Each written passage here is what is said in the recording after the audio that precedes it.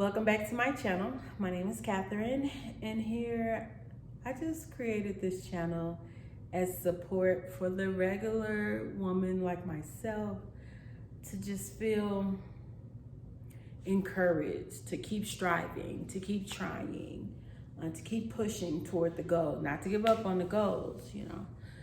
And yeah, again, I never claim to be an expert on any one subject other than maybe myself, but I am out here trying. So if you follow my channel, you would know that I've had my grandchild with me all summer. Well, last week I got her back home, and I really like to be a little more consistent with my uploading on my channel and updating you on my weight loss journey and just whatever else is going on with me. But life, right? Anyway, today I am very excited to talk to you about what I've been reading and what I've been reflecting on. So let's get into it. I listened to a podcast, and the woman on the podcast, which I feel like she's like my spirit animal. You know what I'm saying? Anyway. What she said is she struggles with, how people say, be a friend to yourself, be kind to yourself, have self-compassion. And y'all know I preach this, right? But what she said is that she struggles with the tangibleness, and like, how does she do that? Like, what exactly would that look like? And she wondered about the why. And as they began to dig into it, I wondered about the why too. Because as much as I say first, you gotta be kind to yourself. This is the advice that I give to the people that I counsel. I am very hard on myself. When things are not going the way that I want them to, and if you follow my channel, you know that I'm in a weight loss journey, and I've had some success. But in this moment, I do not feel successful, and I have been beating myself up. I'm working on my energy. All that's legit. I have been, but with one hand, I'm building up, and I feel like with another hand, sometimes I tear down, and I wonder, where does that come from, right? Why is it so hard? And their theories, as they was going through this, these are two Black women, and they feel like that there's a lot of pressure on Black women to perform. And they feel like it came from their childhood. And as they were talking, I have 7 girls. 7 girls have come up in my house.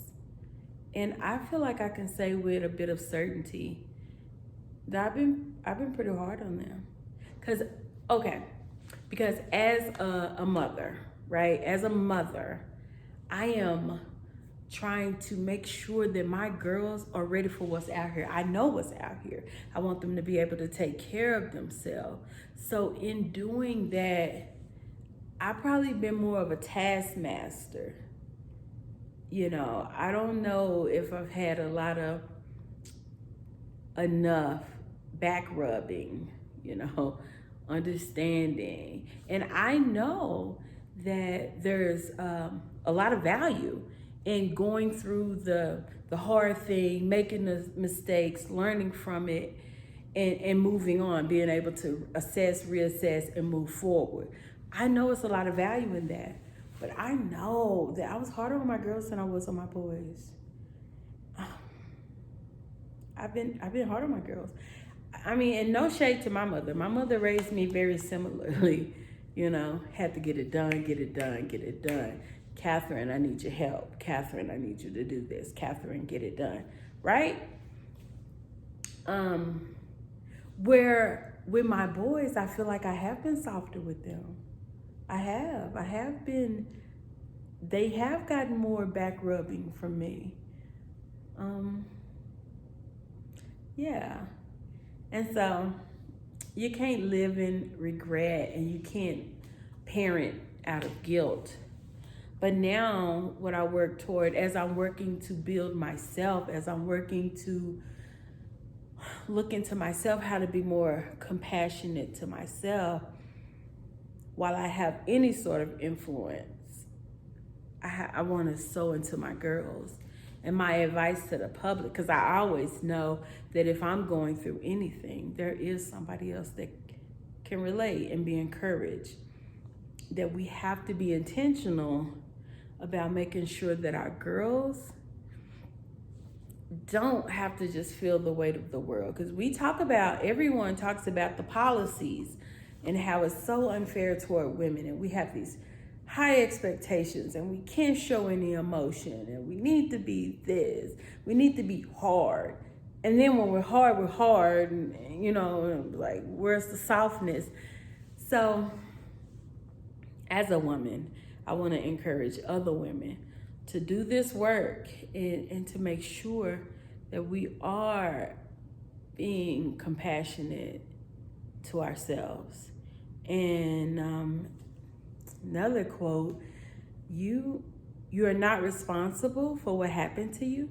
So if there's been some hurt, some trauma, you are not responsible for that, but you are responsible for your healing, right? It does you no good to stay in the space of what someone didn't give to you, or what you didn't get, or what you don't have. You have to do the work and work on your healing. So with that said, I do want to leave you with just a little bit. You know, I have an inner critic. And she used to sound like my mother. She's not my mother. Me and my mother were good. My mother watches my video. Mom, you are not my critic. My mother's quite loving. But when I was young, like in my 20s or something, that critical voice used to sound like my mother. But now, she sounds just like me. You know, and when things are hard, that inner critic voice is always telling me what I can't do, what I'm not going to be able to do.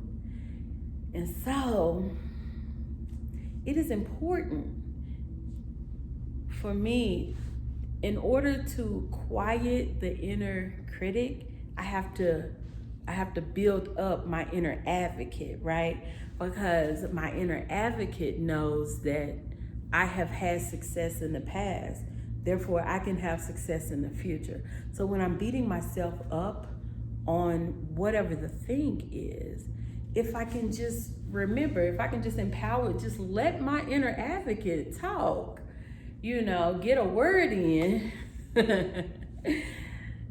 then I can put some holes in the story of that inner critic, right? And so where it comes to, you know, the first thing to go when my grandbaby came was my consistency with my workout, with my eating.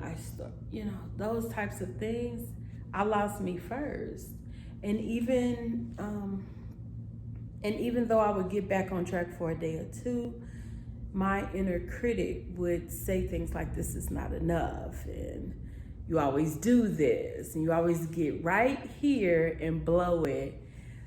But my inner advocate knows that, listen, sometimes things don't work, and I can make a plan, and I could work the plan, and if that doesn't work, I could reassess and keep moving. I'm still alive.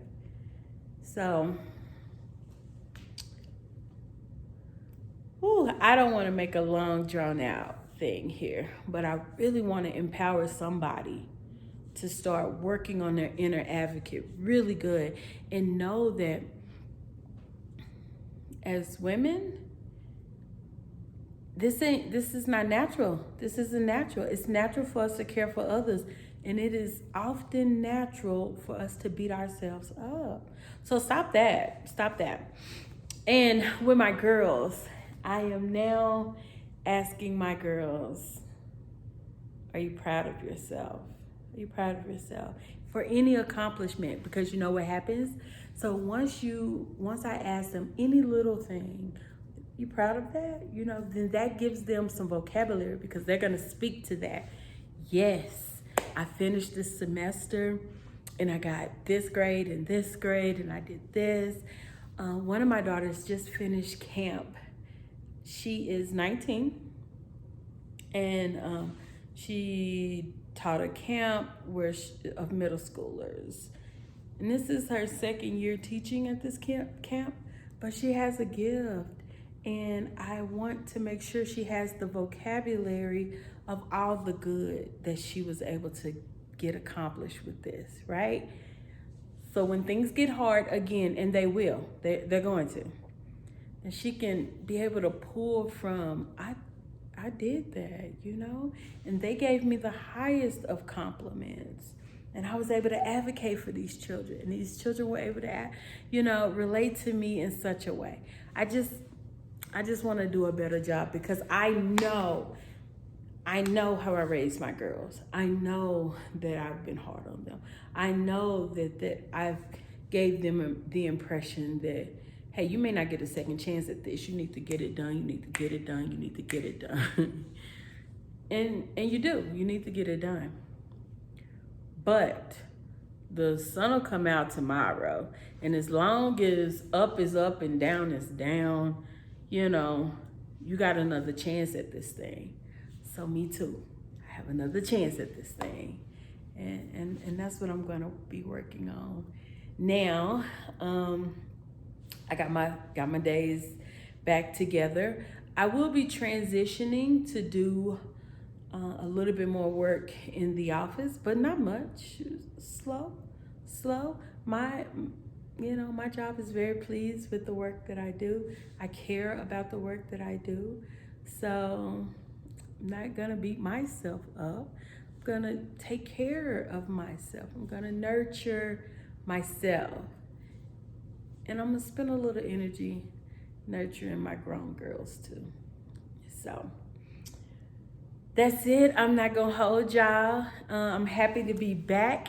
I have some Peloton content coming down, because what I haven't been doing, I haven't been on my bike as much, but I have been doing my outdoor walking, and I have been doing some Peloton meditation.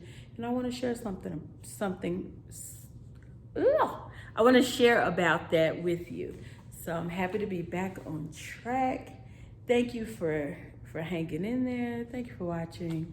Subscribe, share with anybody who could use it.